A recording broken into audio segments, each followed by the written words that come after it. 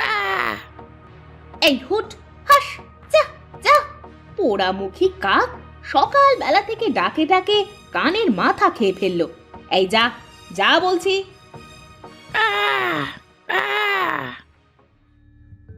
না, এই পোড়ামুখী কাক তো এইভাবে কথা শুনবে না।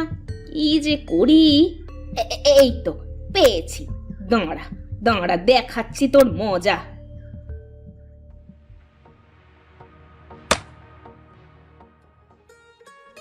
যাক, এবার কানটা একটু বাঁচলো। সেই কখন থেকে যে তাড়াচ্ছি, কিন্তু যাওয়ার কোনো নাম গন্ধই নাই। কি গো, এই কাকটাকে শেষ মেশ তাড়াতে পারলে? হ্যাঁ, তা পারলাম বটে, কিন্তু তুমি এতক্ষণ ঘরের মধ্যে কি করছিলে? দেখছিলে না কাকটা ডেকে ডেকে কানের মাথা খাচ্ছিল? আমি তো ঘরের মধ্যে বসে তোমার নকশা দেখছিলাম। হ্যাঁ, তুমি কি করো? ওরে মিনসে আমার, তাহলে এই ছিল তোমার পেটে? দেখেছো মিনসের কাজ? আমার নকশা দেখছিল বলে। বলি, আজ একবার বাড়িতে আসো, দেখাবো তোমার মজা।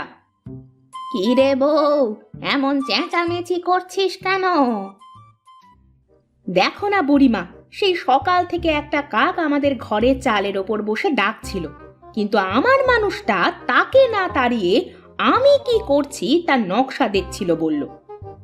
কাক ঘরের চালে বসে ডাকছিল? এটা তো ভালো কথা নয় বৌমা। কাক কিন্তু অশুভ পাখি, যে বাড়িতে ডাকে সেই বাড়িতে অভাব দুঃখ ডেকে আনে। সে কি কথা বলছো গো তুমি? হ্যাঁ রে, আমি ঠিকই বলছি। সাবধানে থাকিস তোরা, বুঝলি? এ কি, বুড়িমা যা বলে গেল তা কি সত্যি? আর যদি সত্যি হয়, তাহলে আমরা তো আর কোনোদিন সুখের দেখা পাইবো না।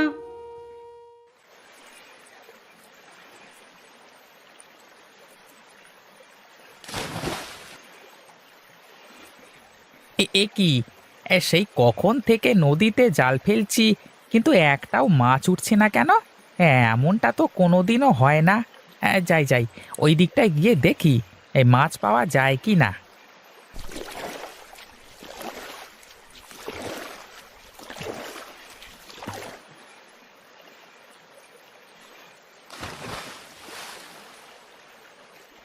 আজ কি হলো? একটা মাছও উঠছে না কেন? এখন কি করব? মাছ না উঠলে যে বাজার করতেও পারবো না, আর রাতে খাওয়াও হবে না। না না, আমাকে হাল ছাড়লে হবে না। এই দেখি, আরেকবার জালটা ফেলে দেখি।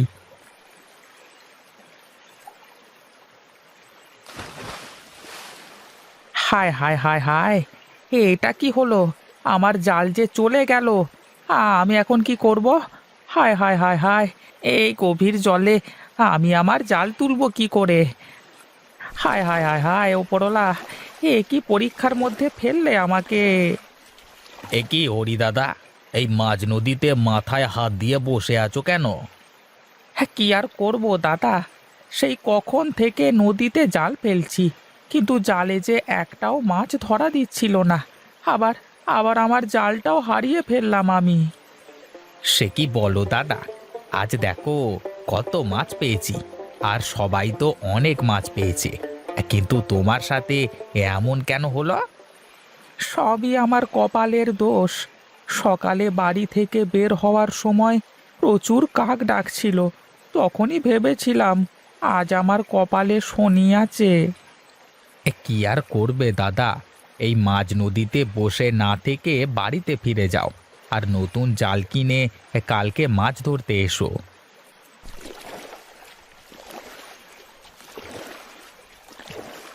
তাই তো, জাল নেই, শুধু শুধু এই মাঝ নদীতে বসে থেকে কি করব? যাই যাই, বাড়িতে গিয়ে দেখি কিছু ভেবে পাই কি না।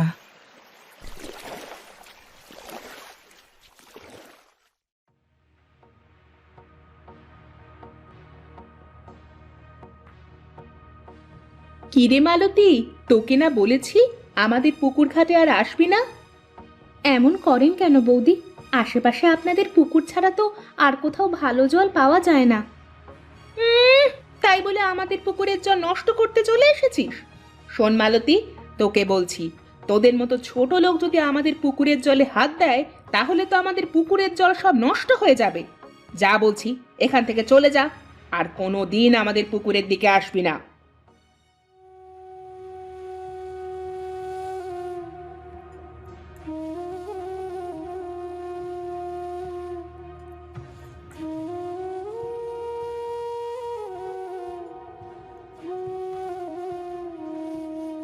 এ কি গো, কখন আসলে তুমি? আর এইভাবে মন খারাপ করে বসেই বা আছো কেন? কি আর করব বউ, আমাদের জালটা যে নদীর জলে তলিয়ে গেছে। সে কি বলছো তুমি? হায় হায়, এখন কি হবে? ওই জাল দিয়ে নদী থেকে যে মাছ ধরে নিয়ে আসতে, তা দিয়ে তো সংসার চলতো। এখন সংসার চলবে কি করে? আমি কিছুই বুঝতে পারছি না বউ, কিছুই বুঝতে পারছি না। হঠাৎ করে এমন কেন হতে লাগলো আমাদের সাথে? এই সব দোষ, এই সব দোষ ওই কাকের। কি বলছো এইসব? সব দোষ কাকের মানে? ওই ভরা পাড়া কাক আজ সকাল থেকে আমাদের ঘরের চালের ওপর বসে ডাকছিল। ওই কাকের কুনজর পড়েছে আমাদের সংসারের ওপর, তাই আজ এত বড় সর্বনাশ হলো। এসব কুসংস্কার বউ, এসব মানতে হয় না। তা বললেই কি হয়? দেখলে না, সকাল থেকে কাক ডাকার ফলে আজ আমাদের কত বড় সর্বনাশ হয়ে গেল। সে যাই হোক, কি রান্না করেছো? খেতে দাও তো দেখি। সেই সকাল থেকে কিছুই খাইনি, খুব ক্ষুধা লেগেছে যে। হ্যাঁ চলো, খাইতে দিচ্ছি।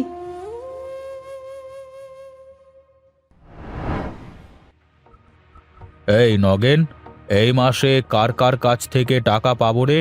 একটু নামগুলো পড়ে শোনা তো।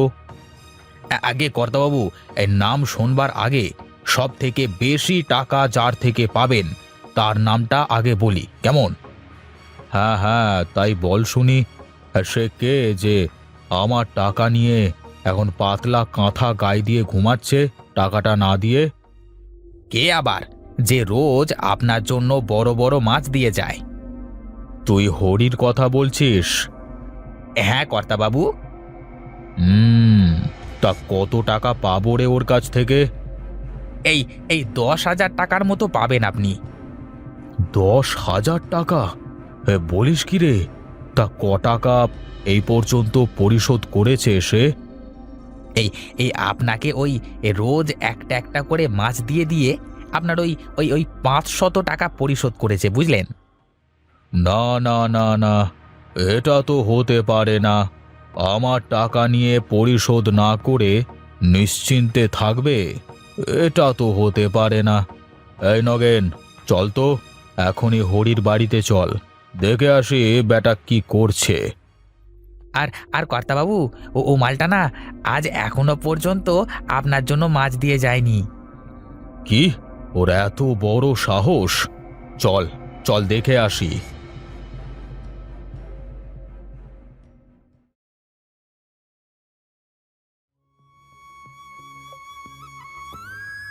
শোনো, এত চিন্তা করো না, তুমি বরং এবার অন্য কাজ করো, চাষাবাদ শুরু করো। কি চাষ করব? আর আমার তো কোনো জমি নেই যে সেখানে চাষ করব।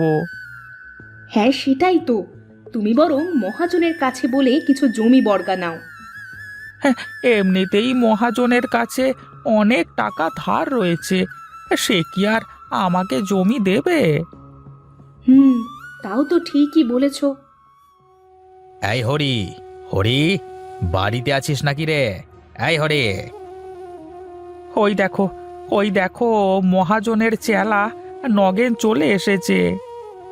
হুম, চলো বাইরে গিয়ে দেখি কি বলে।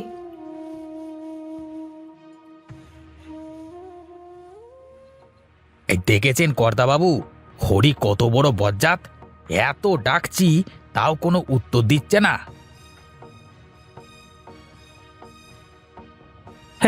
এ কি মহাজন বাবু, আপনি এত কষ্ট করে কেন আসতে গেলেন? আমাকে খবর দিতে পারতেন, আমি চলে যেতাম। ওরে, আমার থেকে যে টাকা নিয়েছিস তার কথা কি তোর মনে আছে? হ্যাঁ কর্তাবাবু, আমার মনে আছে। তা আমার টাকা কবে পরিশোধ করবি? হ্যাঁ? কর্তাবাবু, আমি আপনার সব টাকা পরিশোধ করে দেব। আমাকে আমাকে আর একটু সময় দেন দয়া করে, আর একটু সময়। কর্তাবাবু, ওর কথা বিশ্বাস করবেন না, মালটা ঘাপলাবাজ। এই হরি এর আগেও বলেছিল যে আপনার সব টাকা পরিশোধ করে দেবে, কিন্তু কিন্তু এখনো টাকাটা পরিশোধ করেনি। কর্তাবাবু, আমার জালটা না আজকে নদীতে হারিয়ে গেছে, এই জন্য মাছ ধরতে পারিনি। ভেবেছিলাম আজকে মাছ ধরে কিছু টাকা আপনাকে দিয়ে আসবো। শোন, আমি তোকে শেষবারের মতো সুযোগ দিচ্ছি। 1 মাসের মধ্যে আমার সব টাকা পরিশোধ করে দিবি, তা না হলে তোর এই বাড়ি আর জমি আমার হয়ে যাবে, বুঝলি?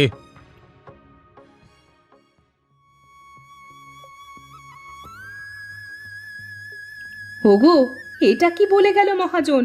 টাকা না পরিশোধ করতে পারলে আমাদের এই বাড়িটা ছাড়তে হবে? জানি না গো। আচ্ছা শোনো, আমি দেখি গ্রামের মধ্যে গিয়ে কোথাও কোনো কাজ পাই নাকি। হ্যাঁ, তাই করো। বাড়িতে বসে না থেকে একটু ঘুরে দেখো কোনো কাজ পাও নাকি।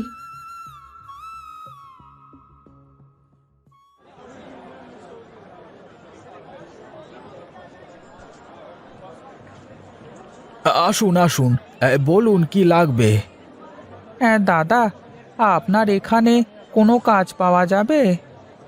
হার তেরিকা, এমনি সকাল থেকে বিক্রি বাটা নেই। কোথায় ভাবলাম মনে হয় একটা খরিদ্দার পেলাম, কিন্তু এ দেখি একটা ফকির। এই যাও যাও, আমার এখানে কোনো কাজ নেই, যাও।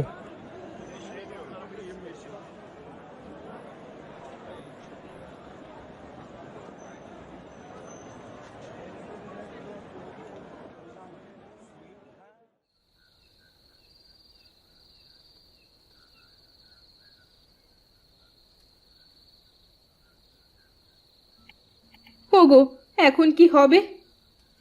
আমার আর ভালো লাগছে না, কি যে করব কিছুই জানি না। হে ওপরওয়ালা, আমাদের একটু সাহায্য করো। বউ, কিছু খাবার দাও না, আমার যে খুব ক্ষুধা লেগেছে। কি খাইতে দিব? কোনো খাবারই যে আমাদের ঘরে নাই। তাহলে আর কি, না খেয়ে ঘুমিয়ে পড়ো। ওগো, আমার কাছে কিছু টাকা আছে। কাল সকালে সেই টাকা দিয়ে চাল আর ডাল কিনে নিয়ে এসো, তা দিয়ে কয়েকদিন চলে যাবে। ঠিক আছে, এখন ঘুমিয়ে পড়ো।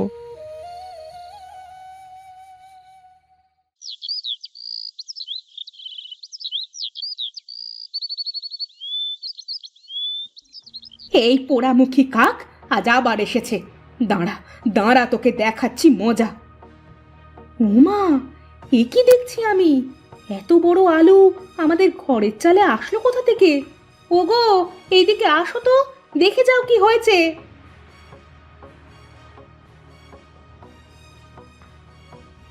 কি বউ, এই ঘরের চালে এত বড় আলু কোথা থেকে আসলো? আমি তো কিছুই বুঝতে পারছি না। কাল রাতেও তো দেখলাম কিছুই নাই, আর এক রাতের মধ্যে এত বড় আলু।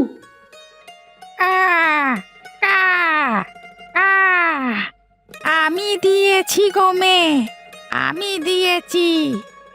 আমাকে সবাই অপয়া পোড়ামুখী বলে। বিধাতা আমাকে কালো করে বানিয়েছে বলে কেউ আমাকে ভালোবাসে না। আর তোমরাও আমাকে সেই ভুল বুঝলে।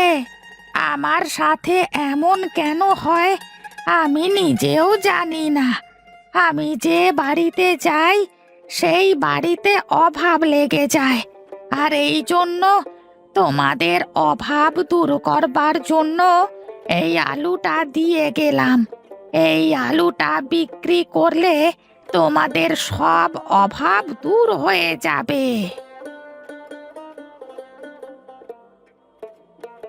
ওগো, এবার মনে হয় আমাদের দুঃখ দূর হলো। হ্যাঁ গো। শোন হরি, তুই আমার কাছে এই আলুটা বিক্রি করে দে। তোকে আমি নগদ 20,000 টাকা দেব। 20,000 টাকা? হ্যাঁ রে হ্যাঁ। ঠিক আছে, এই রাক্ষসে আলু যদি আপনি 20,000 টাকা দিয়ে কিনতে চান, তাহলে তাই দিন।